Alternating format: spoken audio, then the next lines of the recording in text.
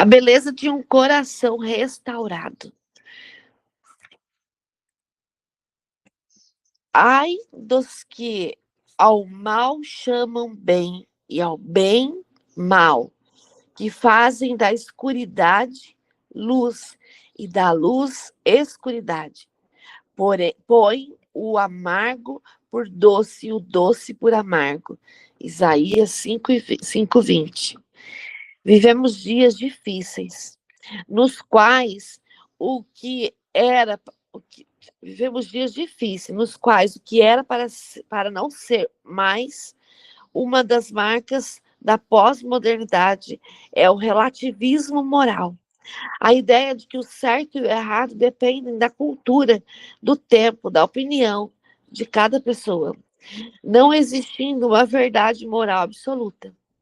Nesta perspectiva, vemos acontecer exatamente o que o texto de Isaías adverte: chamar o mal de bem, o bem de mal, tornar a escuridão em luz e a luz em escuridão, o amargo ser considerado doce e o doce amargo. Esta é a agenda deste mundo,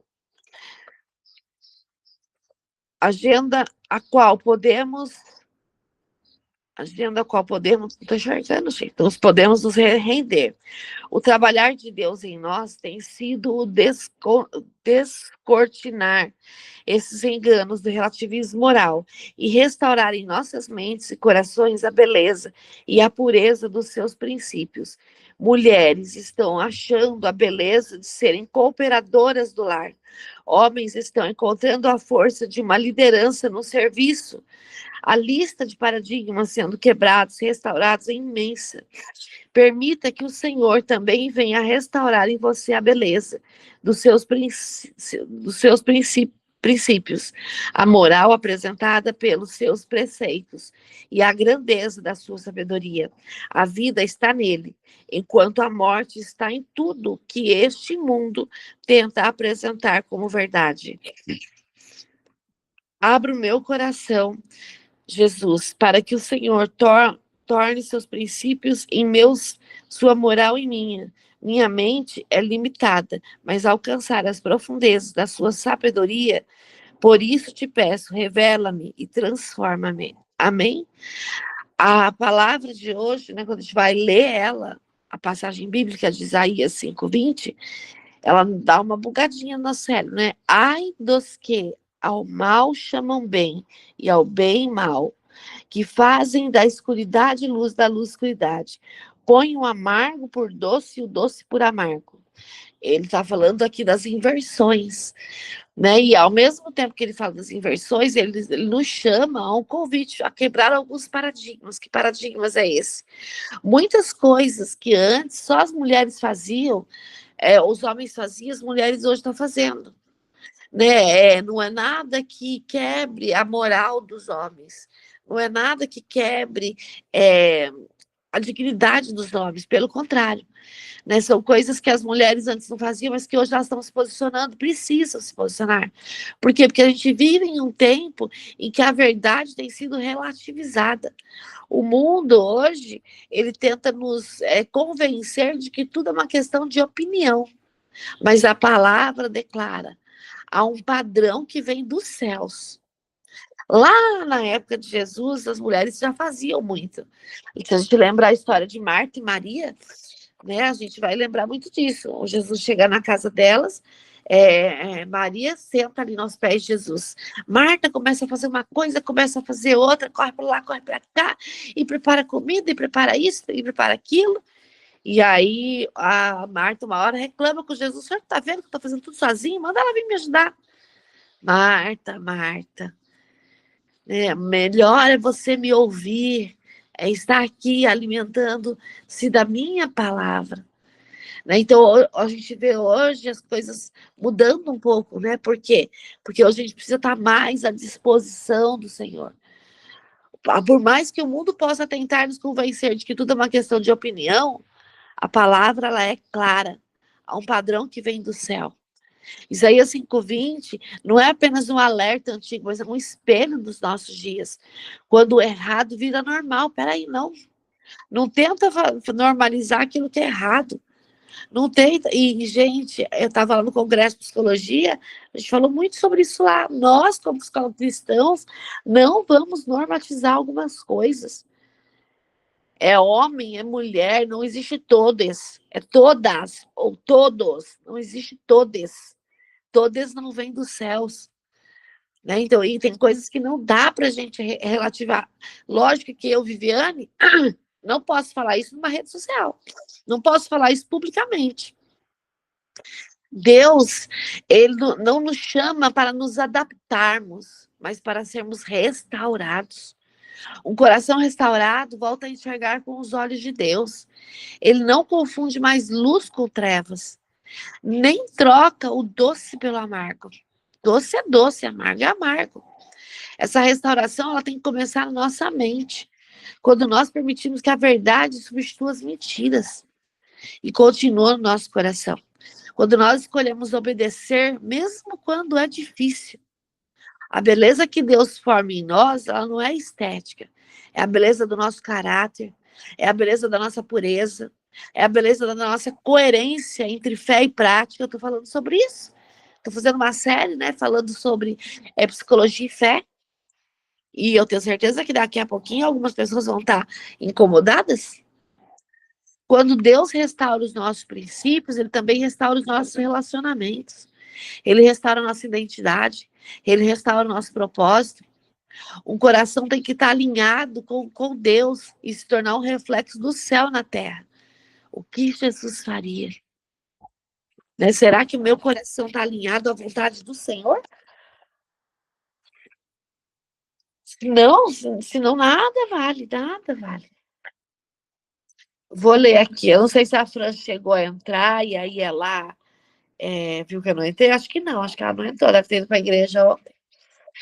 Eu vou ler Lucas 24, do 13 ao 53. Depois a gente tem Gênesis 44. E depois a gente tem Salmos 35. Cadê a Tânia, Antônio? Já voltou a trabalhar? Voltou, sim. Ô, dó. Dó não. Glória a Deus que ela tem o trabalho. Vou ler aqui Gênesis. Então, Gênesis 24, do 13 ao 53. Ele fala assim. Peraí, deixa eu me ajeitar aqui. Naquele mesmo dia, 2 discípulos estavam indo para uma aldeia chamada Emaús, que ficava uns 10 quilômetros de Jerusalém, e conversando a respeito de tudo o que tinha acontecido. Enquanto conversavam e discutiam, o próprio Jesus se aproximou, ia com eles, porém,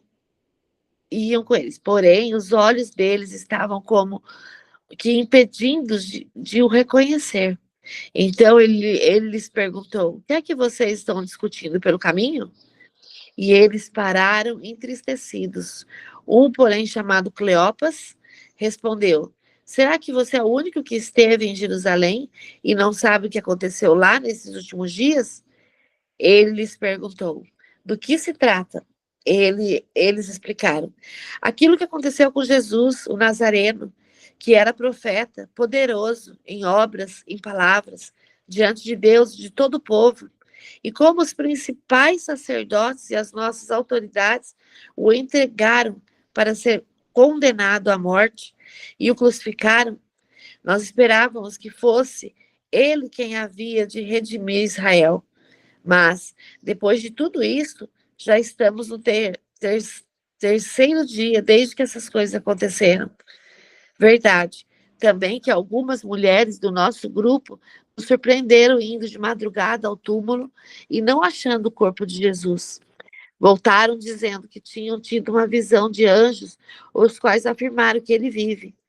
De fato, alguns dos nossos foram ao túmulo e verificaram a exatidão do que as mulheres disseram, mas não o viram.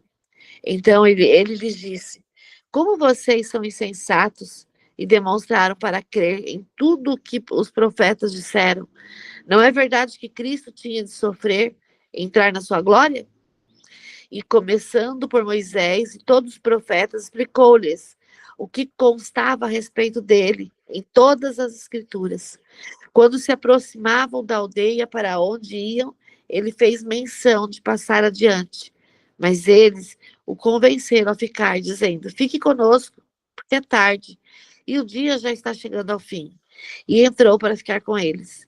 E aconteceu que, quando estavam à mesa, ele pegou o pão e abençoou. Depois partiu o pão e o deu a eles. Então os olhos deles se abriram e eles reconheceram Jesus. Mas ele desapareceu na presença deles.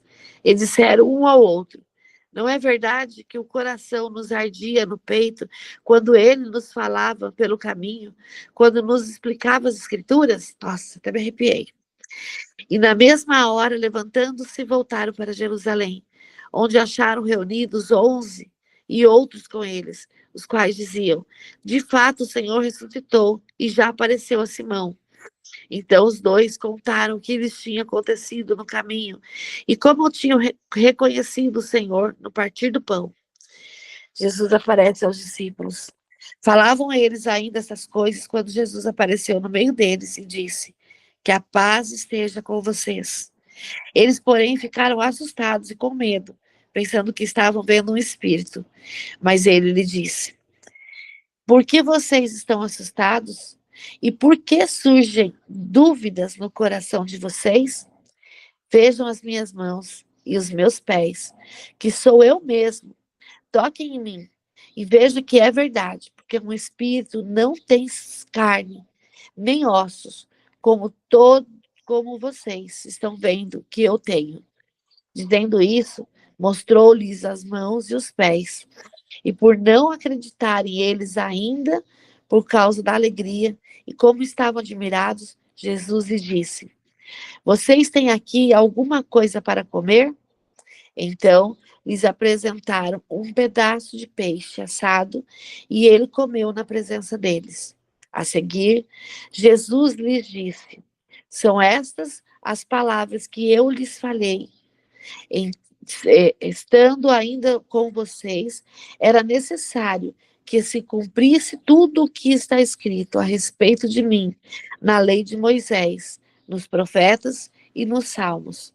Então, lhes abriu o entendimento para compreenderem as escrituras e disse-lhes: assim está escrito, que o Cristo tinha de sofrer, ressuscitar dentre os mortos no terceiro dia, e que em seu nome se pregasse arrependimento para a remissão de pecados, e todas as nações, começando em Jerusalém. Vocês são testemunhas dessas coisas. Eis que envio sobre vocês a promessa de meu Pai. Permaneçam, pois, na cidade, até que vocês sejam revestidos do poder que vem do alto. A ascensão de Jesus. Então Jesus os levou para fora até Betânia, e erguendo as mãos, os abençoou. Aconteceu que, enquanto os abençoava, ia se retirando deles, sendo elevado para o céu. Então eles, adorando-o, voltaram para Jerusalém, cheios de alegria, e estavam sempre no templo, louvando a Deus. Uau! Uau, que lindo, né? Que coisa mais linda. Porque a gente leu, né, sobre o julgamento, sobre a crucificação de Jesus, e aquilo nos doía quando a gente lia. Mas aí agora a gente vem ler a Lucas quando Jesus já morreu e os olhos começam a se abrir e ver que Jesus está vivo. 2 discípulos estão caminhando tristes, confusos, achando que tudo havia acabado. Jesus caminha com eles, mas eles não o reconhecem. Às vezes, é assim que acontece com a gente. Ele está presente, mas a dor nos impede de perceber.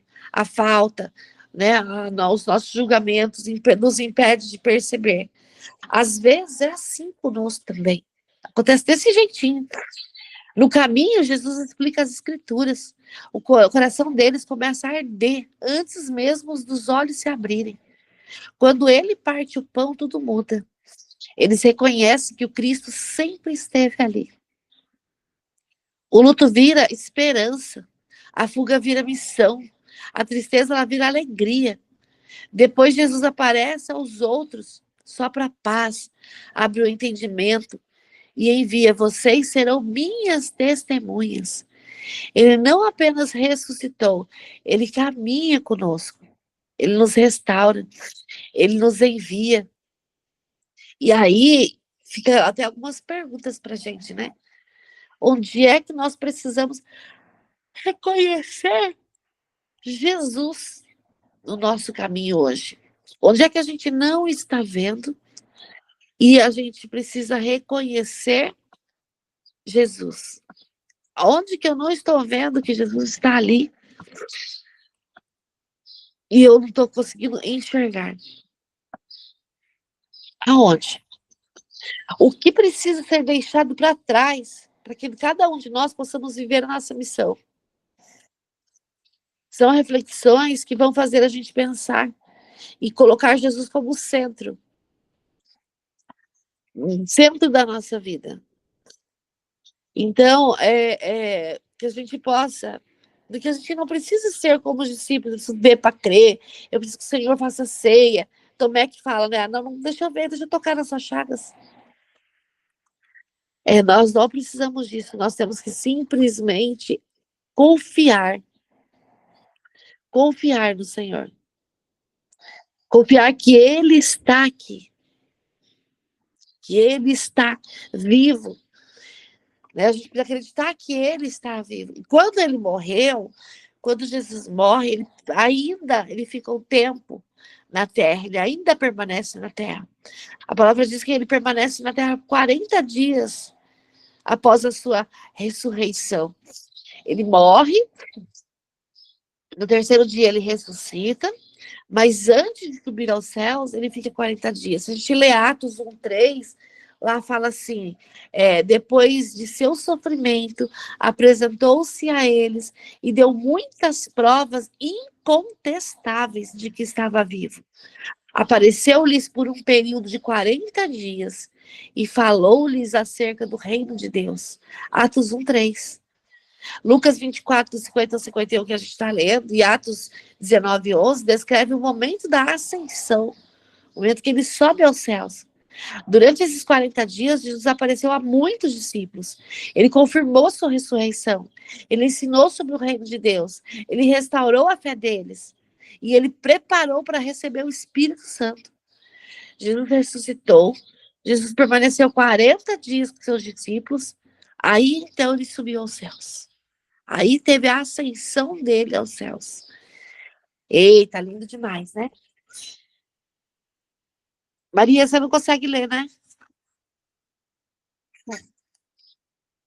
Eu vou ler Gênesis 43, 44. Vou ler Gênesis 44 e depois o Antônio lê Salmos?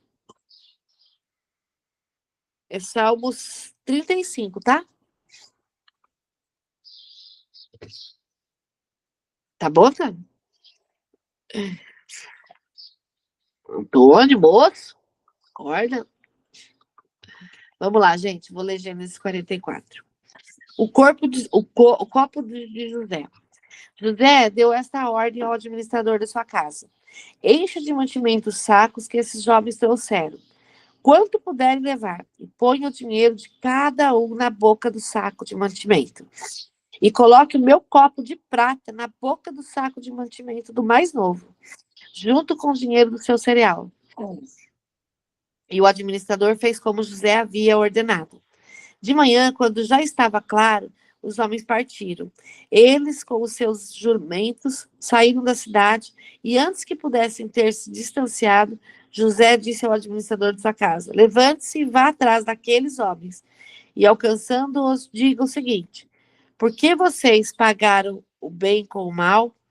Não é este o copo em que bebe o meu senhor e que ele usa para fazer as suas adivinhações? Vocês fizeram algo muito errado. O administrador os alcançou e lhes falou essas palavras. Então eles responderam: por que o meu senhor está dizendo uma coisa dessas? Longe de nós, seus servos, fazer uma coisa assim. Os dinheiros que achamos na boca do saco de mantimento, nós trouxemos de volta da terra de Canaã. Como então iríamos roubar prata ou ouro da casa do seu senhor? Se algum de nós tiver esse copo, será morto, e nós ainda seremos escravos do meu senhor. O administrador respondeu: que seja como vocês disseram. Aquele com quem for encontrado o copo será meu escravo. Os outros ficam livres. Eles se apressaram, cada um colocou o seu saco de mantimento no chão e o abriu. O administrador examinou, começando do mais velho e acabando no mais novo. E o copo foi encontrado no saco de mantimento de Benjamim. Então eles rasgaram as suas roupas, cada um carregou de novo o seu jumento. E eles voltaram para a cidade. Quando Judá e seus irmãos chegaram à casa de José, este ainda estava ali. E prostraram-se em terra diante dele. E José lhes perguntou: o que é isso que vocês fizeram? Vocês não sabiam que um homem como eu é capaz de adivinhar? Então Judá respondeu: que podemos dizer a meu senhor? Que podemos falar? E como vamos nos justificar? Deus descobriu a nossa culpa. Eis que somos escravos de meu senhor, tanto nós como aquele em cuja mão se achou o copo. Mas José disse: longe de mim fazer uma coisa dessa. O homem em cuja mão foi encontrado o copo, esse será meu escravo. Os outros podem voltar em paz para junto do seu pai. Então Judá se aproximou dele e disse: meu senhor, permita que esse seu servo diga uma palavra aos ouvidos do meu senhor, e não se acenda a sua ira contra este seu servo, pois o Senhor é como o próprio Faraó. Meu senhor perguntou a seus servos: você tem pai ou algum irmão? E respondemos a meu senhor: temos um pai, já velho, e meu filho da sua velhice.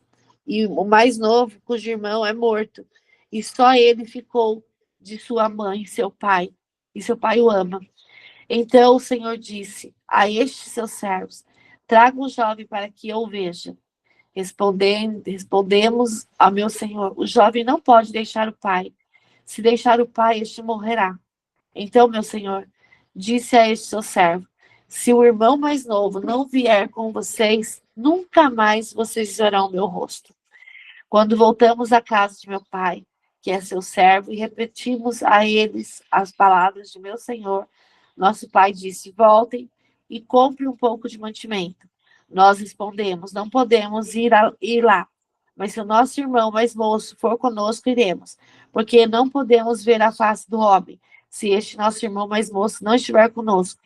Então nos disse o seu servo, nosso pai: vocês sabem que a minha mulher me deu 2 filhos, um se ausentou de mim, e eu disse: certamente foi despedaçado, e até agora não mais o vi. Agora, agora vocês me tirarem também este da minha presença, e lhes acontecer algum desastre, farão descer os meus cabelos brancos com tristeza e sepultura. Agora, pois, se eu voltar para junto de meu pai, seu servo, sem que o jovem vá conosco, visto que a alma de meu pai está ligada com a alma dele, vendo ele que o jovem não está conosco, morrerá. E esses seus servos farão descer os cabelos brancos de nosso pai, o seu servo, com tristeza à sepultura. Porque este seu servo ficou responsável por este jovem, diante de meu pai, dizendo: se eu não o trouxer de volta, serei culpado para com meu pai, pelo resto da minha vida. Agora, pois, que este seu servo fique em um lugar do jovem como escravo de meu senhor, e que o jovem volte com os seus irmãos, porque como poderei voltar a meu pai se o jovem não for comigo? Eu não poderia ver esse mal se abatendo sobre meu pai. Amém? Eita, quero ler o resto, gente. Quero ler tudo aqui, mas não pode. Eita, a gente quer ver o que vai acontecer, né? Deus, ele não expõe para envergonhar, mas ele revela para restaurar. José cria uma prova que parece injusta, mas não nasce da vingança. Nasce do amor ferido, que deseja ver mudança. Ele, na verdade, ele estava testando os irmãos. Ele queria ver como que os irmãos iriam reagir. Se os irmãos iam fazer a mesma coisa que fizeram com ele. Porque anos antes, os irmãos escolheram salvar a si mesmos. Agora, Judá coloca no lugar de Benjamim. O mesmo cenário, mas um coração diferente. Quando o caráter muda, o céu se move. Deus permite testes que não são punição, mas são pontes para a reconciliação. A culpa que antes afastava eles, agora se torna caminho de cura. Agora eles olham para esse pai com amor, com paixão para esse irmão. E aí se coloca no lugar desse irmão. E aqui a gente não sabe o que aconteceu, porque a gente vai ver o que aconteceu só amanhã, né?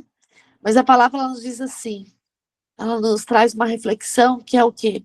Onde Deus está revelando algo em você, em mim, que agora precisa ser curado. Que atitude nova ele espera de você hoje? O que ele espera de cada um de nós agora, hoje? Mas a gente pode conversar com o Senhor, né? Para dizer para o Senhor, Senhor, eu preciso passar por provas para ser restaurado. Que eu não fuja do teu processo, mas que o Senhor possa transformar o meu coração. Assim como transformou o coração dos irmãos de José. Assim como o coração do irmão de José foi transformado. Amém, gente? Vamos ler Salmos? Você lê, Antônio? Eu acho que o Antônio dormiu. Antônio? Acorda, Antônio! Antônio dormiu. Só um minuto, vou parar aqui. Tá bom. Tá bom. Oh, meu Deus, o Antônio tá dirigindo, olha o perigo.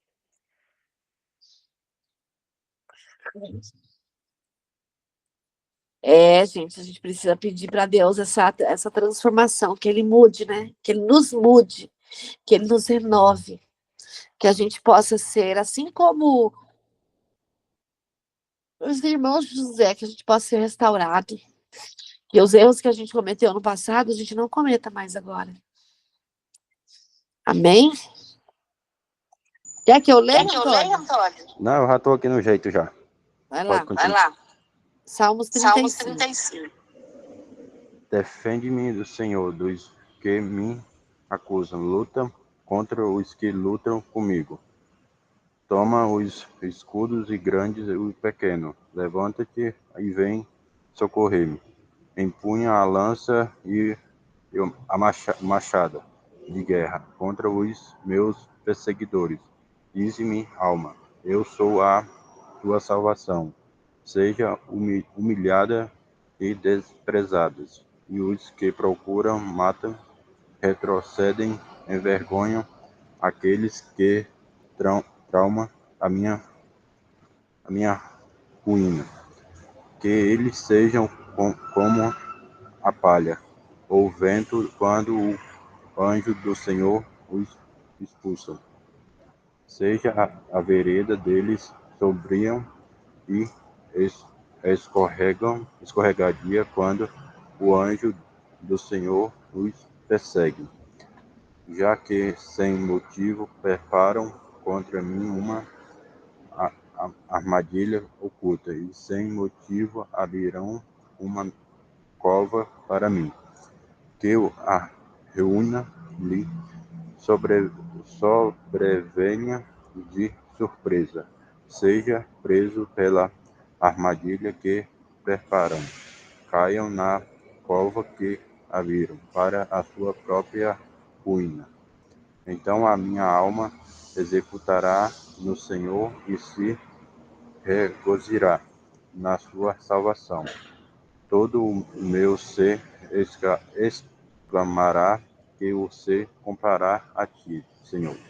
Tu livra os necessitados daqueles que são mais poderosos do que eles livram os necessitados e os pobres daqueles que os exploram.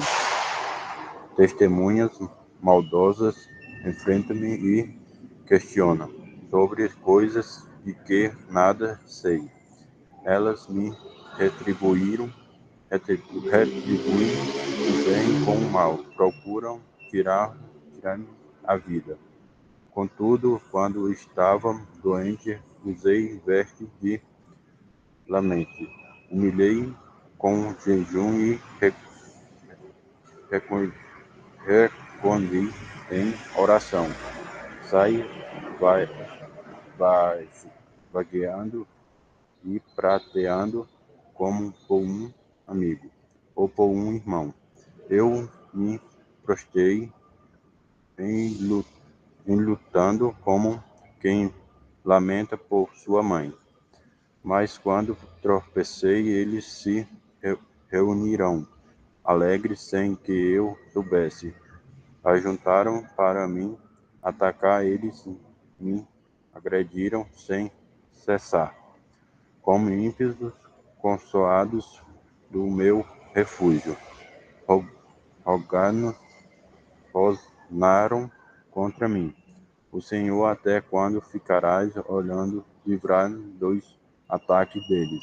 Livra a minha vida preciosa desses leões.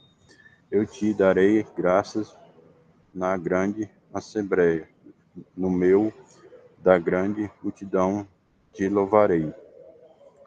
Não deixeis que os meus inimigos traiçoeiros se divirtam à minha custa. Não permitam que aqueles que sem razão nem ódio troquem olhares de desprezo. Não falam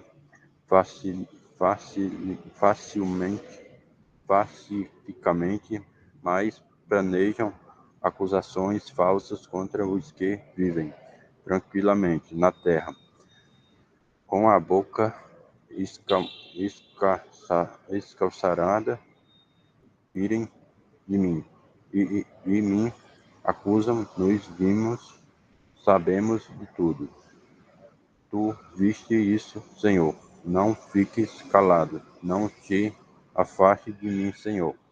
Acorda, desperta, fazem justiça, defende a minha causa. Meu Deus e Senhor. Senhor, meu Deus, tu és justo, faz-me justiça para que eles não se alegrem à minha custa.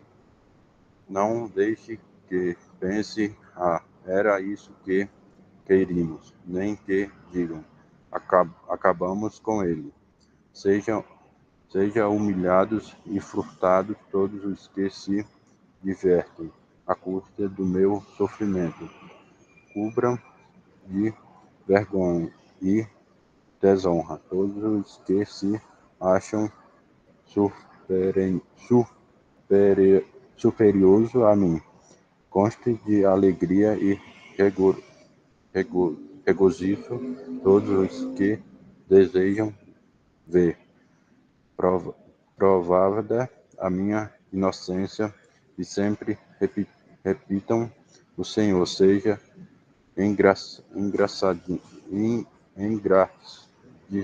engrandecido, ele te prazer no bem-estar do seu servo. Minha língua proclamará a tua justiça e o teu louvor do dia inteiro. Amém. Ei, porque você lê uma versão difícil, hein? A nossa Bíblia é mais fácil, a leitura. Você leu, estamos acho que no celular, né? Isso, eu li pelo celular aqui. Daí dá pra selecionar a versão dela também. Olha só, né? A gente vê aqui, o título já fala, oração pedindo a ajuda de Deus. Davi, ele faz uma súplica, ele vai pedindo ali a ajuda de Deus, ele se sente injustiçado. Davi clama, não por vingança, mas ele clama por justiça. Ele entrega a Deus aquilo que poderia endurecer o seu coração. A dor da traição, a injustiça, a perseguição. E nós precisamos fazer isso. Nós precisamos entregar para Deus tudo aquilo que nos dói, que faz endurecer o nosso coração. Esse salmo, ele nos ensina que não precisamos revidar quando alguém faz uma coisa ruim para nós. Mas quando nós colocamos a causa nas mãos de Deus, ele se torna nosso defensor. Deus vê o que é feito em secreto. Nada passa despercebido diante dele. Enquanto você espera, louve ao Senhor. Enquanto você espera, ore ao Senhor. Enquanto você espera, converse com o Senhor. Enquanto a resposta não vem, confie no Senhor, porque o Senhor luta por aqueles que o buscam. Ele luta as nossas batalhas, mas desde que a gente confie nele. Que batalha que nós precisamos entregar para Deus hoje? Será que, que a nossa confiança, que a gente confia que ele é justo, mesmo quando parece demorar? E nós precisamos colocar na mão dele todas as nossas causas, todas as nossas dificuldades, todas as nossas necessidades, tudo aquilo que a gente deseja fazer. E pedir para ele, Senhor, defende-me, guia-me, guarda-me. Eu descanso na tua justiça. E nos colocar na presença dele, para que ele faça, para que ele haja. Amém, gente? Se Davi se sentiu ali injustiçado, se Davi suplica a ele por justiça, quem dirá nós? Vamos orar? Vou orar, tá? Pai amado, Paizinho querido, Paizinho, nesse dia nós entramos aqui na tua presença, sobre a tua graça, sobre a tua proteção. Nós sabemos, nós cremos que tu és o Deus que cura, que tu és o Deus que sustenta, tu és o Deus que abre caminhos. Senhor, visita cada pessoa do nosso GC, cada corpo das pessoas que nós estamos orando por saúde, visita cada corpo. Onde há dor, Senhor, libera alívio. Onde há fraqueza, Senhor, libera força. Que a tua paz invada a mente, invada emoções, invada corpo. Que a tua presença, que o Espírito Santo do Senhor vai restaurando cada célula. Coração do pai do Guto, o sangue do pai da Tânia, o pai da Maria, a irmã da Aline, irmã da Samara, a irmã, a sogra da Claudete, tantas pessoas, pai. Tantos pedidos chegam até mim, a Shirley, o Jefferson, tantos pedidos, pessoas chegam, pai, e falam para mim, Vi, coloca no teu caderno de oração, intercede. Ah, pai, não sou eu, é o Senhor. Por isso eu peço em nome de Jesus, pai, olha para cada pedido desse caderno de oração. Pai, a cada pedido que está aqui nós temos pedidos por provisão, pai, por emprego. O Senhor é o Deus provedor, o Senhor é aquele que prepara encontros certos, oportunidades alinhadas, portas que ninguém pode fechar. Que haja favor, que haja reconhecimento, que haja estabilidade. Ah, pai, obrigada, Senhor.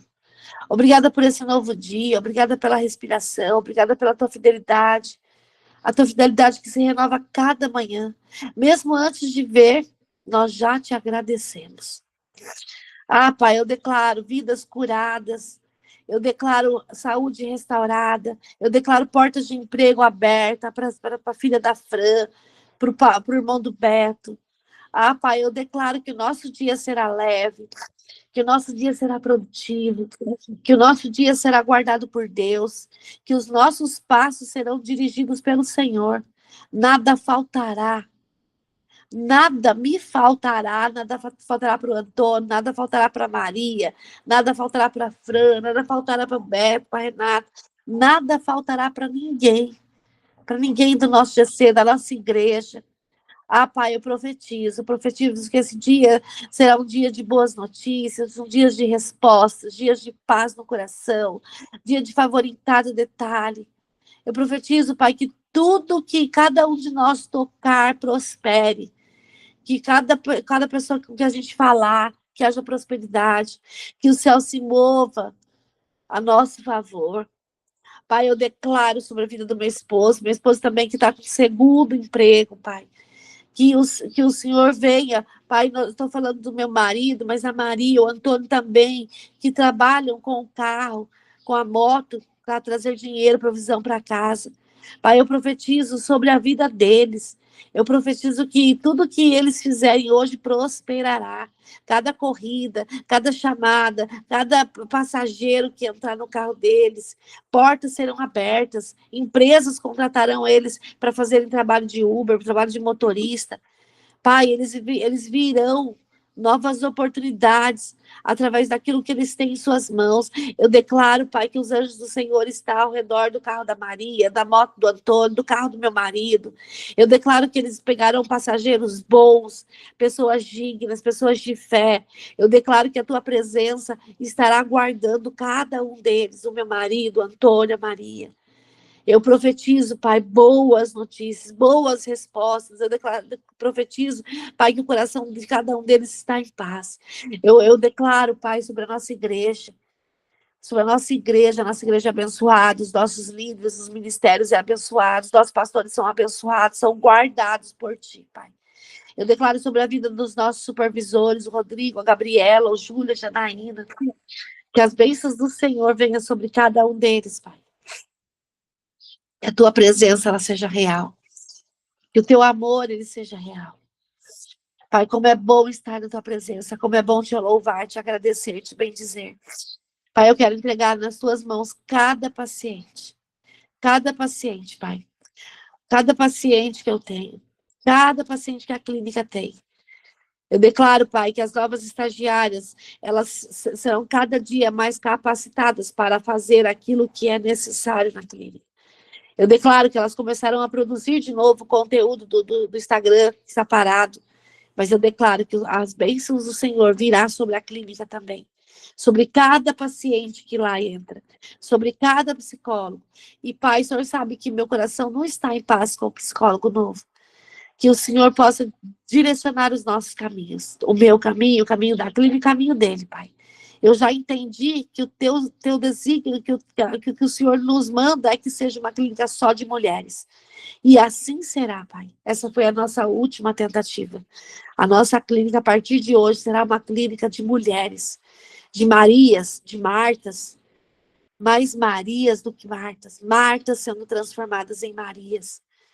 Será uma clínica onde as mulheres levarão saúde mental a homens, mulheres, crianças, jovens, idosos. Pai, eu declaro que nosso dia é abençoado, é guardado em nome de Jesus. Pai, recebe todos os nossos pedidos e o nosso agradecimento.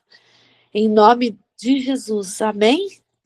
Amém. Bom dia, Glória a gente. Deus. Bom dia. Tchau, tchau. Tchau.